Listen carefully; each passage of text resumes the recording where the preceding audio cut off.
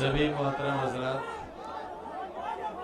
आज की इंतहाई पुरवकार मशायरे की इस महफिल में मेरी हाज़री है आपके साथ, आप सबके साथ, शोरा इकराम के साथ, चौधरी मुनव्वर सलीम साहब के साथ, शकील साहब और सरफराज भाई और अबरार साहब के साथ।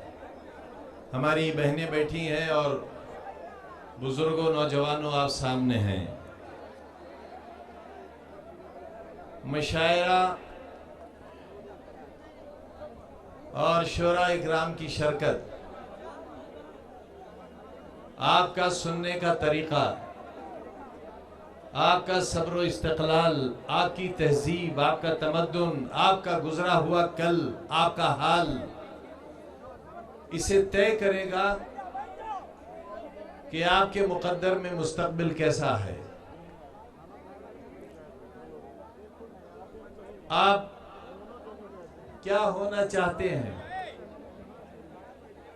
एक ऐसी भीड़ जिसका उन्वान हुल्लड़ हो, या एक ऐसा इज्तिमा जो बामक़सद जिंदगी के साथ अपने मुस्तक़बिल के नए रास्ते तलाश करना चाहता हो।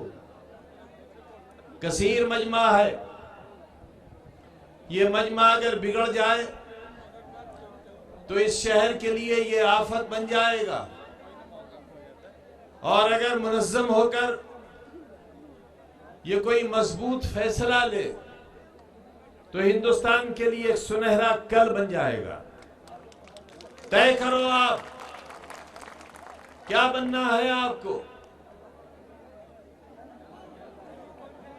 ये शोरा इकराम यहां से जाने के बाद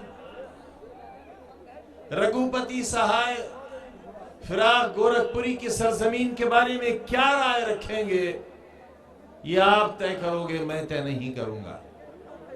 मैं तो मुसाफिर हूं, चला जाऊंगा, आपका मेहमान हूं, गुजर जाऊंगा। यहां के रुकने से या न रुकने से न मुझ पे कोई फर्क पड़ेगा, न आपके मुस्तकबिल पर। लेकिन जो कलाम आप सुनेंगे वो आपकी ज़बान उर्दू का तहफ़्फ़ुज़ करेगा। जो आप सुनेंगे उससे आपको सबक मिलेगा, उससे सीख मिलेगी, जिंदगी के नए रास्ते मिलेंगे। जब तक आप ये मशायरा सुनेंगे आप महजूज होंगे, उससे आपकी रूह को तसल्ली और सुकून मिलेगा, कुछ सीखने को मिलेगा।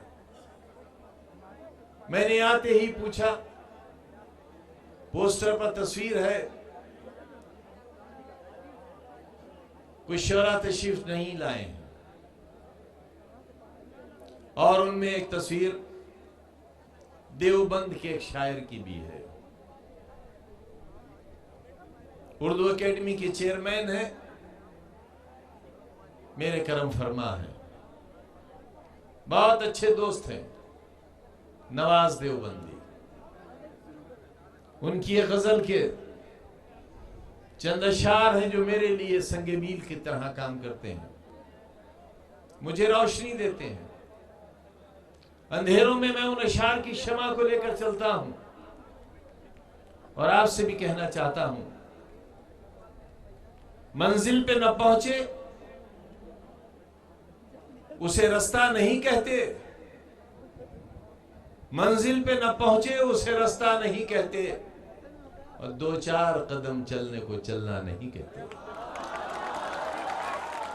मंजिल पे न पहुंचे उसे रास्ता नहीं कहते, और दो चार कदम चलने को चलना नहीं कहते।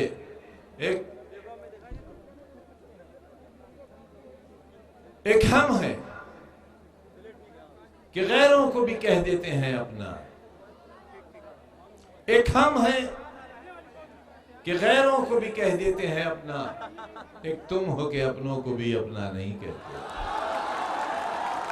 माना कि मियां हम तो बुरों से भी बुरे हैं, ये हमारा हाल है।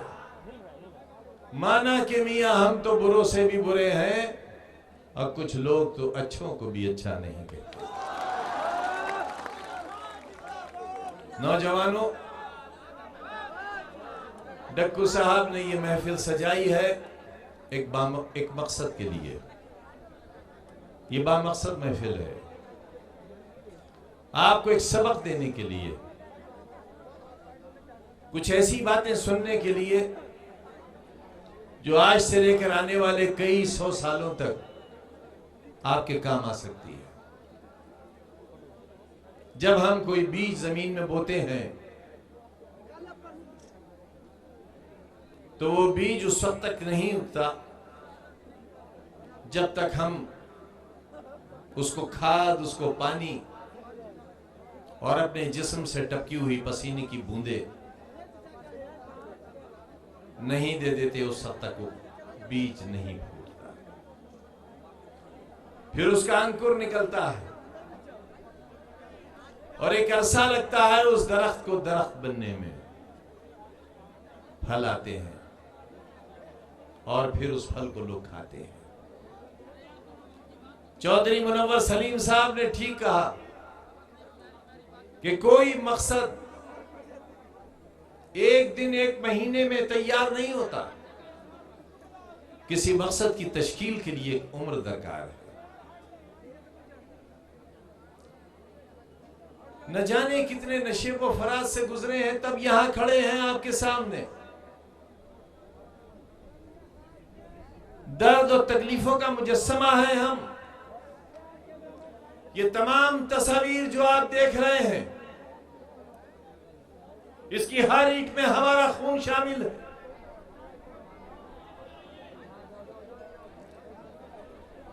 अलीगढ़ मुस्लिम यूनिवर्सिटी का जो हश्र हुआ है वो आपके सामने है। जामिया यूनिवर्सिटी का जो हश्र हुआ है वो आपके सामने है। और उससे बड़ा अलमिया यह है कि सर सैयद अहमद खान के उस ख्वाब को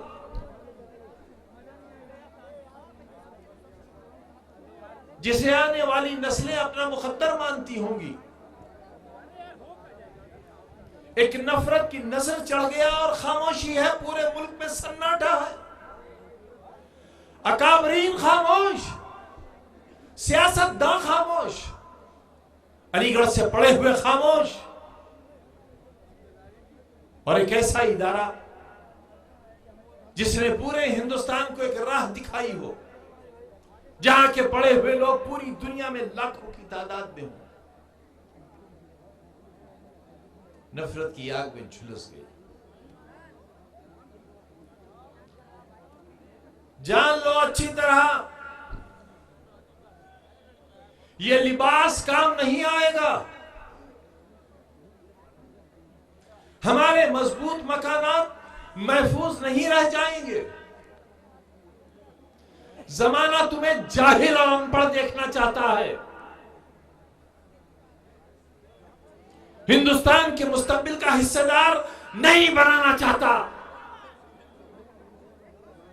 अगर तुम भी अपने बारे में नहीं सोचोगे तो अब 7 समंदर पार से कोई तुम्हारा हाथ पकड़कर कलम देने वाला नहीं आने। हमें याद है अच्छी तरह,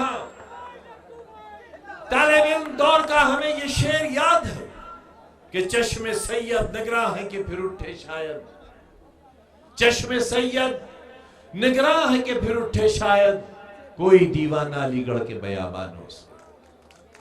हमारी आंखें इंतजार करती रही इसका, और हमारे जैसा कमजोर आदमी जिसके पास न दौलत न खानदानी शोहरत और ना ही कोई वकार का नाम, और ये खाली हाथ हमने आपके आगे बढ़ा दिए, ये दामन बढ़ा दिया आपके आगे। किस लिए? सियासतदानों से सोने और चांदी के कंगन नहीं मांगे, अपने और अपनी औलादों के लिए रोशन मुस्तकबिल नहीं मांगा, फैक्ट्री और बंगला नहीं मांगा,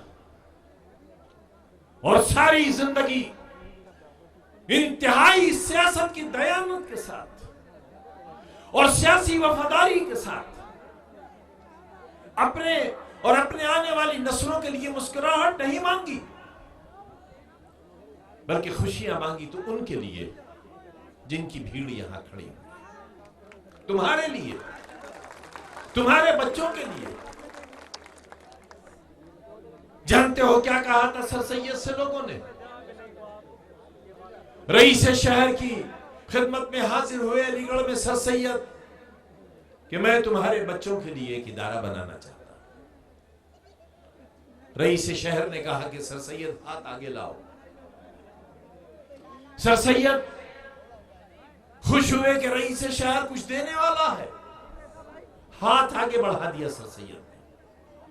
रईस शहर ने सर सैयद के हाथ में थूक दिया।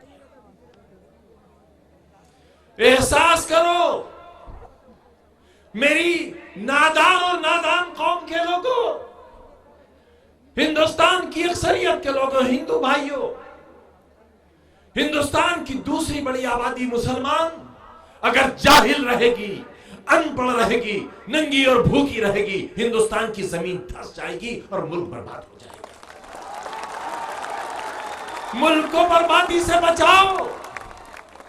जो लोग दूसरी आबादी को जाहिल देखना चाहते हैं वो हिंदुस्तान की बर्बादी का मंसूबा तैयार करते हैं। बचाओ हिंदुस्तान को।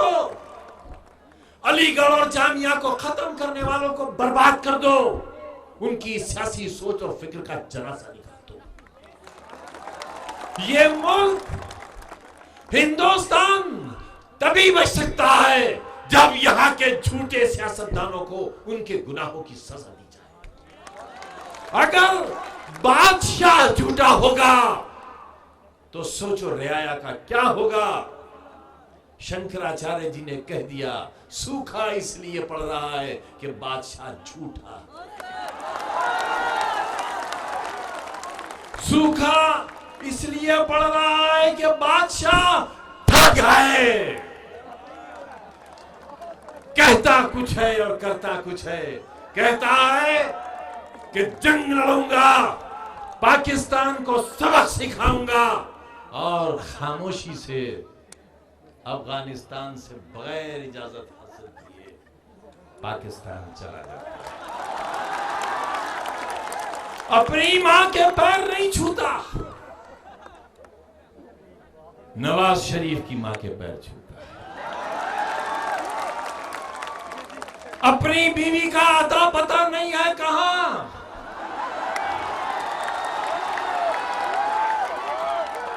बेटियों को अधिकार दिलाने की बात करता है, झूठा है, ठग है।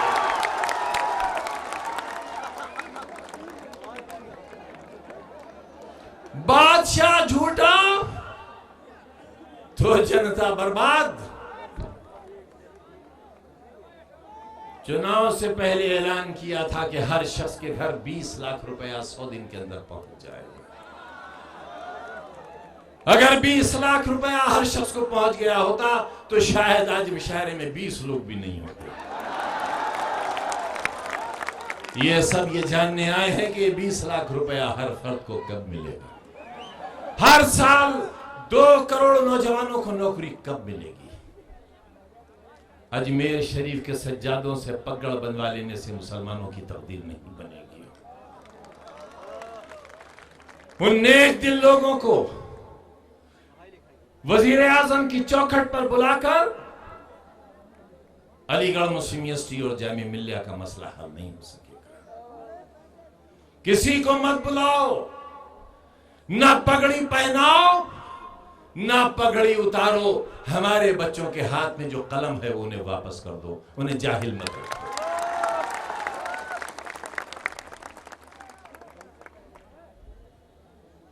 इसीलिए हमने एक ऐसे मुजाहिद आजम के नाम से, जिसने राउंड टेबल कॉन्फ्रेंस में यह कहा कि फिरंगियों, मैं हिंदुस्तान की आजादी का परवाना लेने आया हूं, और अगर आज मुझे मेरे वतन की आजादी का परवाना नहीं मिला तो मैं जिंदा वापस नहीं जाऊंगा। और आए मेरी कौम के लोगों, सुन लो, अगर मैं मर जाऊं तो मेरी लाश गुलाम हिंदुस्तान में दफन न की जाए। मौला ने उनकी दुआ सुन ली, मौलाना का इंतकाल हो गया और 42 मुल्कों के सरबराह उनके जनाजे में शरीक हुए, और हर मुल्क ने यह चाहा कि उनका जनाजा उनके मुल्क में दफन किया जाए। आज मौलाना की कब्र उनकी नेकियों के सबब, उनकी खूबियों के सबब बैतुल मक़दस में है। ऐसे नसीब वाले मौलाना का वतन वही जमीन है जहां ये खादिम पैदा हुआ है। मौलाना के बारे में, उनके भाई के बारे में, उनकी वालदा बियम्मा के बारे में, जो एक अनपढ़ खातून थी लेकिन जब खिताब किया करती थी मजमू से और तहरीक के लिए पैसा मांगती थी, तो औरतें अपने कानों से बुंदे उतारती नहीं थी बल्कि नोच दिया करती थी। उनके लिए कहा था बापू ने कि अगर अली बिरादरान नहीं होते तो हिंदुस्तान आजाद नहीं हुआ होता। हम वो हैं, हम पिल्ला नहीं हैं।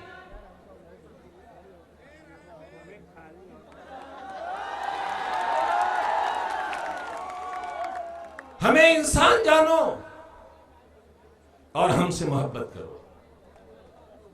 हम एलानिया कहते हैं कि 125 करोड़ के हिंदुस्तान में हम बेहतरीन इंसान हैं, हम मोहब्बत करना जानते हैं, हमसे मोहब्बत करो। आज आपके एमपी साहब से भी हमने कहा है कि एमपी साहब मोहब्बत करो, किसी से कर लो, गुस्सा खत्म हो जाएगा और आपका नाम चलाने वाली एक नस्ल भी पैदा हो जाएगी। मोहब्बत करो। मोहब्बत कभी बेनतीजा नहीं होती। मोहब्बत कभी बेनतीजा नहीं होती। जहां मोहब्बत होती है वहीं मुस्तकबिल होता है। लेकिन शर्त है अवैध ना हो, वैध हो, जायज हो, जायज हो। दोस्तों, अभी आपके बीच चौधरी मुनव्वर सलीम साहब थे। इन्होंने अलीगढ़ मुस्लिम यूनिवर्सिटी का मुकदमा पार्लियामेंट में रखा है और मांग की है कि अदालत के सिंगल जज, इलाहाबाद हाई कोर्ट के एक जज ने यह फैसला दे दिया कि अलीगढ़ मुस्लिम यूनिवर्सिटी अक़लियती इदारा नहीं है, यानी हिंदुस्तानी मुसलमानों का इदारा नहीं है। मुझे याद है अच्छी तरह, मैं तालिब इल्म था और अलीगढ़ की तहरीक, यहाँ ऐसे हजरात जिनकी उम्र 80 साल के करीब हो, 70 साल की, उन्हें अलहाज ज़फ़र अहमद सिद्दीकी साहब, अलहाज शफीकुर रहमान साहब और एक अंग्रेजी की मैगजीन निकलती है द रेडियंस दिल्ली से, उसके मालिक यूसुफ सिद्दीकी साहब और आंध्र प्रदेश के एमपी सुल्तान सलाउद्दीन ओवैसी साहब, हम सब ने पूरे हिंदुस्तान का दौरा किया था। मिसेस इंदिरा गांधी हिंदुस्तान की वजीर आजम हुआ करती थी और ऐसे हालात बना दिए थे कि मिसेस इंदिरा गांधी को अलीगढ़ मुस्लिम यूनिवर्सिटी का अक़लियती किरदार बहाल करना पड़ा था। हम आज कहना चाहते हैं हुकूमत हिंद से, एलानिया कहना चाहते हैं, आपको गवाह बनाना चाहते हैं, इस तहरीक का हिस्सेदार बनाना चाहते हैं। दावत देता हूं, रामपुर आओ, इन इमारतों को देखो और चंद बरस के अंदर अगर मेरे जैसा कमजोर आदमी एक अज़ीमुश्शान इदारा खड़ा कर सकता है तो इंशाअल्लाह मौला का करम और तुम्हारा साथ रहा तो अलीगढ़ मुस्लिम यूनिवर्सिटी का अक़लियती किरदार भी वापस लाएगा।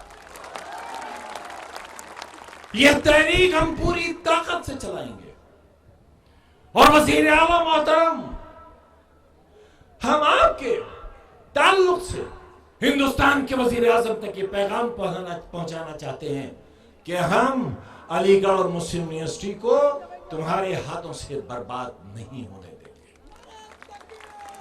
नहीं बर्बाद होने देंगे। तैयारी करो इसके लिए, अपने अंदर ताकत पैदा करो। चौधरी मुनव्वर सलीम का मुतालबा कि अलीगढ़ मुस्लिम यूनिवर्सिटी का मसला अदालत से नहीं पार्लियामेंट से हल होना चाहिए। हम आपको ताकत देते हैं, हम आपसे ये वायदा करते हैं और आप तक अपना ये अहद पहुंचाते हैं कि अलीगढ़ मुस्लिम यूनिवर्सिटी हमारे बुजुर्गों की सांसों का कर्ज है हमारे ऊपर, और हम उस कर्ज को सूद के साथ और नफे के साथ अदा करना चाहते हैं और अदा करते हैं। आप सबका बहुत बहुत शुक्रिया। मैंने ये इदारा बहुत अरमानों से बनाया है। बहुत कम इमारतें हैं जो यहां दिखाई दे रही हैं। ये 450 एकड़ में बनी हुई यूनिवर्सिटी है, पूरा एक शहर आबाद है। ये अकेली यूनिवर्सिटी है पूरी दुनिया की जिसके चारों तरफ दीवारें हैं, सरहदी तार लगे हुए हैं। इसके अंदर कोई दाखिल नहीं हो सकता, बस एक दरवाजा है। अलीगढ़ में आए दिन कत्ल हो जाते हैं बच्चों के। मेरे यहां कोई बच्चा किसी को छू नहीं सकता, कोई सिगरेट बीड़ी पीता हुआ मिल नहीं सकता, बेअदबी करता हुआ नहीं मिल सकता। इसलिए मैं कह रहा हूं कि मैंने जो अलीगढ़ से सीखा था कि ये तालीमी नहीं बल्कि तरबियती इदारा भी है। मोहम्मद अली जौहर यूनिवर्सिटी को हमने तालीमी के साथ एक तरबियती इदारा भी बनाया। बस एक चीज बाकी थी वहां, मेडिकल कॉलेज। हम मेडिकल कॉलेज नहीं बल्कि ऑल इंडिया से बेहतर मेडिकल इंस्टीट्यूट बना रहे हैं इंशाअल्लाह, उससे बेहतर इंशाअल्लाह। जिन्हें राष्ट्रपति भवन देखना हो वो अब दिल्ली न जाएं, जौहर यूनिवर्सिटी आ जाए, उन्हें राष्ट्रपति भवन मिलेगा। जिन्हें साउथ ब्लॉक देखना हो वो दिल्ली न जाएं, डक्कू साहब के साथ रामपुर में उतर जाएं, साउथ ब्लॉक उन्हें देखने को मिलेगा। जिन्हें पार्लियामेंट पे जाने को न मिले वो दिल्ली न जाएं, डक्कू साहब के साथ रामपुर चले आए, जौहर यूनिवर्सिटी में उन्हें पार्लियामेंट देखने को मिली। ये तीनों इमारतें अपनी पूरी शिद्दत के साथ ज़ेरे तामीर हैं और इंशाअल्लाह अनकरीब बन जाएंगी। और बहुत जल्द दुनिया का बेहतरीन इलाज इस मेडिकल इंस्टीट्यूट में इंशाअल्लाह शुरू हो जाएगा। मैंने अल्लाह से दुआ की थी और उस दुआ को दोहराता हूं आपके सामने। मैंने ऐसे ही एक मजमे में कहा था कि अल्लाह, जब बहुजन समाज पार्टी की सरकार में मैं सताया जा रहा था, बुलडोजर चल रहे थे यूनिवर्सिटी पर, उसका मुस्तकबिल बिल्कुल अंधकार में था। उस वक्त मैंने अल्लाह से दुआ की थी कि अल्लाह, अगर तेरी हिकमत में यह है कि यूनिवर्सिटी न बने तो फिर मेरी ये दुआ भी सुन ले अपने लिए कि अगर ये यूनिवर्सिटी तू नहीं बनाना चाहता तो मैं जीना भी नहीं चाहता, ये जिंदगी वापस ले। मेरे अल्लाह ने मेरी दुआ खारिज कर दी और अपना फैसला सादिर फरमा दिया कि नहीं, जौहर यूनिवर्सिटी बनेगी और जालिमों के रहते हुए बनेगी। वो तामीर हो गई अल्हम्दुलिल्लाह। ये सफेद बीच में जो इमारत आपको दिखती है, यही इफ्तिताह हुआ था। नबी करीम सल्लल्लाहु अलैहि वसल्लम पर वो जो पहली आयत नाज़िल हुई थी, उसमें अल्लाह ने पढ़ो की हिदायत की थी, इक़रा बिस्म करने से। इक़रा का पहला लफ्ज मोहम्मद अली जौहर यूनिवर्सिटी के लोगों में शामिल है। पढ़ो, कोक से गोर तक पढ़ो। यह तुम्हारे नबी ने फरमाया है, और याद रखो कि मोहम्मद से वफा तूने तो हम तेरे हैं। ये जहां चीज है क्या लौह कलम तेरे। अगर मोहम्मद की नहीं मानोगे, अल्लाह की कहां मानोगे? इसलिए इक़रा लफ्ज़ से वफा करो, पढ़ो। एक वक्त का खाना अगर घर में न बने तो न बने, लेकिन बेटी स्कूल जाना चाहिए, बेटा स्कूल जाना चाहिए।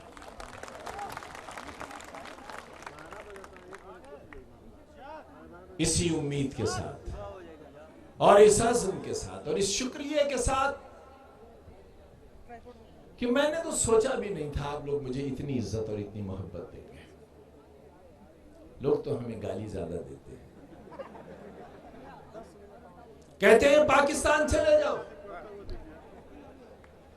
इन्हें अहमकों से पूछो कि ये सब पाकिस्तान कैसे उठा कर ले जाऊं। मैंने तुम्हारी बच्चियों के लिए, तुम्हारे बच्चों के लिए सीबीएसई बोर्ड के जो स्कूल बनाए हैं उसकी फीस सिर्फ 350 रुपया है। जो सोचा नहीं जा सकता, मौला के करम से मैं वो करना चाहता हूं, आपकी दुआओं से। मेरे शहर के वो गरीब लोग जिनके पास अगले वक्त की खाने की रोटी नहीं है, उनके बच्चे कैसे पढ़ें। रिक्शा वाले के, बीड़ी वाले के, सरी वाले के, पत्थर तोड़ने वाले के, तुम्हारा मकान बनाने वाले के बच्चे कैसे पढ़ें। परेशान था दिल। किसी करम फरमा ने मदद कर दी।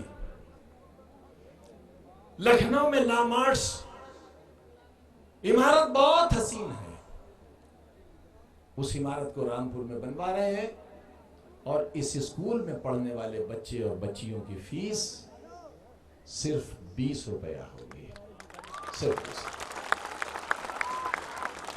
और 20 रुपया भी इसलिए कि कहीं मेरे गरीब मजदूर को यह एहसास न हो कि उनका बच्चा खैरात में पड़ा है। महज हमने एक शमा रोशन की है, उस शमा से हजारों लाखों शमे रोशन करना चाहते हैं।